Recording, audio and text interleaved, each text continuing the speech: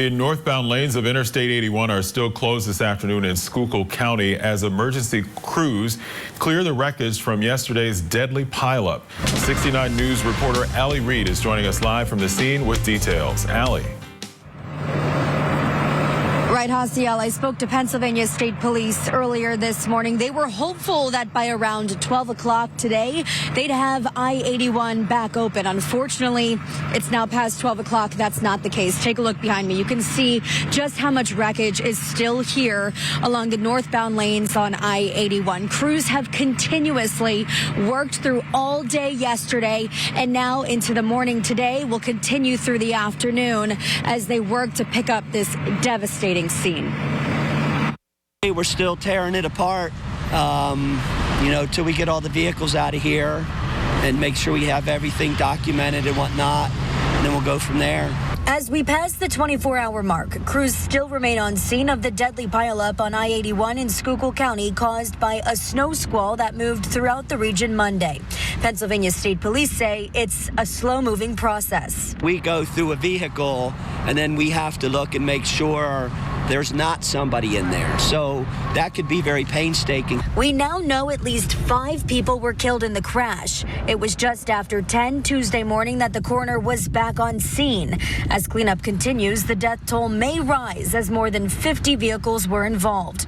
More than 20 people are reportedly injured. State police say crews were working for hours to put out fires with water pumped from an overpass above the highway. Until you actually get in and start moving things around, we had to wait for hours till they put the fire out. Drivers who were not taken to the hospital were taken to a Wegmans distribution facility that was a convenient nearby location for emergency crews.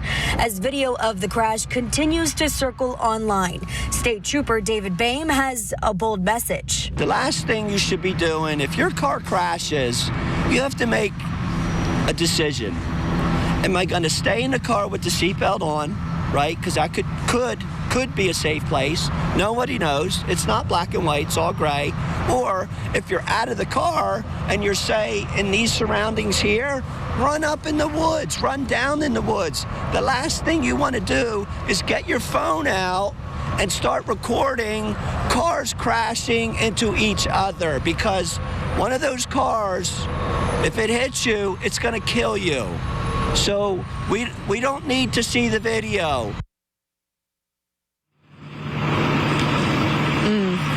And it's almost like you need a few seconds just to really look at this live here that you're seeing right now. Take it all in. Again, just a devastating scene. I was speaking to the Schuylkill County coroner earlier this morning. He's visibly shaken up, as many people here on scene are today. Lots of emotions are running very high. Earlier this morning, we were reporting that number 3 as the death toll. Again, that is now risen to 5.